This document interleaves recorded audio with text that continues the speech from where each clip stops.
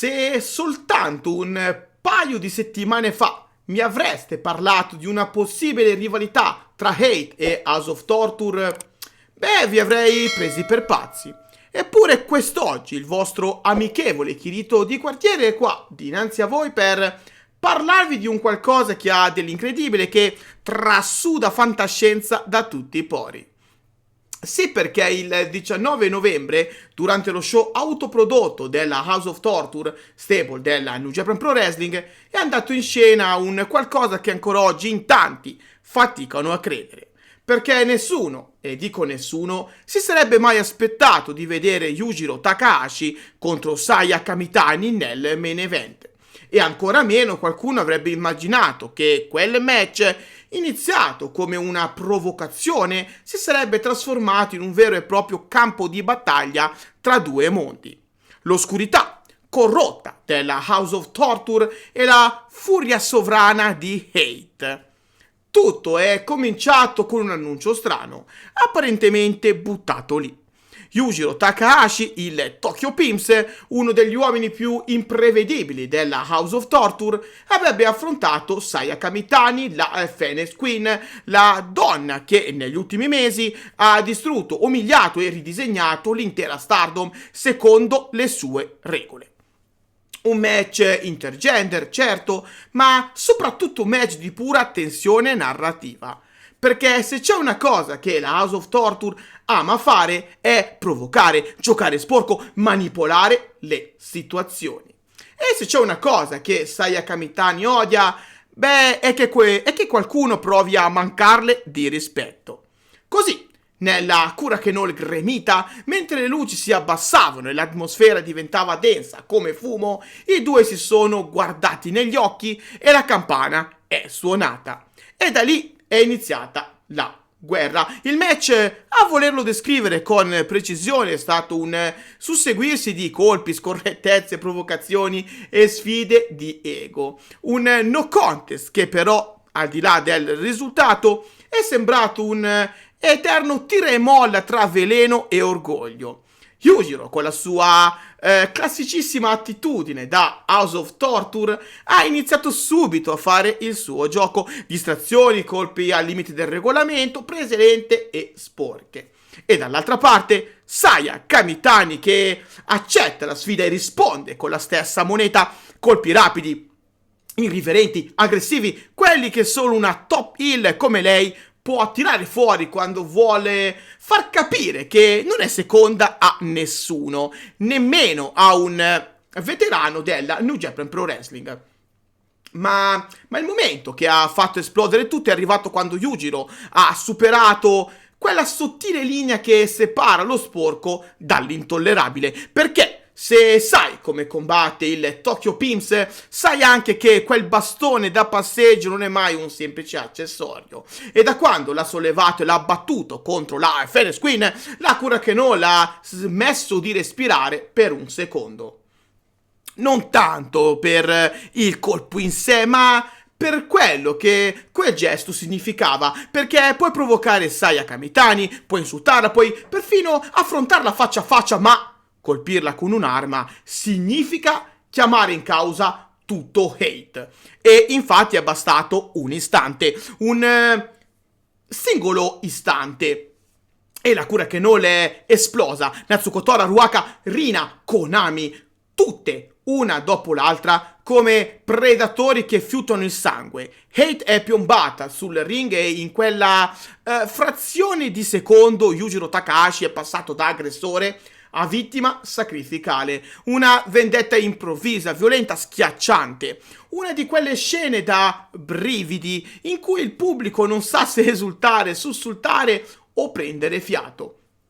Perché vedere Hate muoversi come un'unica creatura, un branco affiatato e famelico, è sempre qualcosa di magnetico. Ma veder far tutto ciò in New Japan Pro Wrestling contro un membro della House of Torture cambia completamente la prospettiva. Ma sangue chiama sangue, e per chi segue assiduamente la New Japan Pro Wrestling sa perfettamente come lavora la House of Torture e sa che il gesto di Hate non poteva restare impunito. Ecco allora che tutta la House of Torture si è riversata sulle lottatrici di Hate come un fiume in piena, cercando di vendicare quanto subito da Yujiro soltanto pochi minuti prima. A quel punto l'arbitro non poteva far altro che far concludere il match con un no contest, ma la storia, quella era appena cominciata, perché finito il pestaggio, finito il caos, quando Saya Kamitani è uscita dal ring con quell'espressione che è un misto tra soddisfazione e sete di altro, il mondo del Puroresu ha iniziato a tremare e nel giro di pochi minuti la situazione è salita di livello, perché quando il leader della House of Torture parla non lo fa mai a caso. Evil, uno dei personaggi più intimidatori e imprevedibili della New Japan Pro Wrestling, ha preso in mano il telefono, ha aperto X e ha scritto un messaggio che ha incendiato tutto. Un messaggio pieno di minacce, un messaggio diretto, un messaggio che trapelava furia autentica, definendo Saya e le altre ragazze di Hate delle mezze seghe. Una provocazione frontale, un affronto diretto, una dichiarazione di guerra. E la Phoenix Queen cosa ha fatto? Ha risposto. Ma non come farebbe una face indignata o una wrestler offesa, no. Ha risposto da Saya Kamitani, la donna che nell'ultimo anno ha trasformato il suo turnil più scioccante della Stardom in un impero personale. Ha risposto minacciando la House of Torture, avvisando la stable capitanata da Evil che la vendetta da parte di Hate sarà inesorabile. E in quel momento si è capito che quello che era uno show autoprodotto, una serata sperimentale, un match particolare, si è trasformato probabilmente nella nascita di qualcosa di molto più grande. Perché non capita spesso di vedere Stardom e New Japan Pro Wrestling interagire con questa intensità. Non capita spesso che una stable femminile decida di andarci così pesante contro una delle unit più temute della divisione maschile. E non capita quasi mai che tutto questo avvenga in modo così organico, così spontaneo, così esplosivo. La verità è che stavolta non siamo davanti a una semplice provocazione, non siamo davanti a un crossover casuale. Stavolta siamo davanti all'inizio di una faida interpromozionale che potrebbe diventare una delle più interessanti degli ultimi anni. Perché da una parte hai la House of Torture, caos, interferenze, illegalità, corruzione, oscurità. E dall'altra parte hai Hate, ego, potere e violenza calcolata, mentalità di dominazione totale. Due mondi diversi di esseri malvagi, due filosofie opposte ma complementari.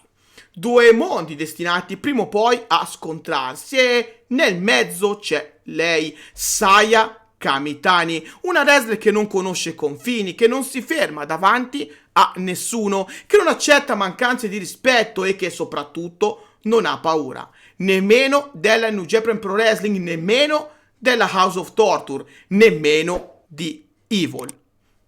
E allora la domanda è inevitabile. Cosa succederà ora?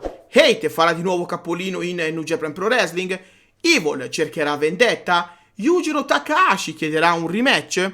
Ci sarà un intergender tag team match? Oppure la situazione diventerà talmente grande da trasformarsi in un vero e proprio crossover ufficiale?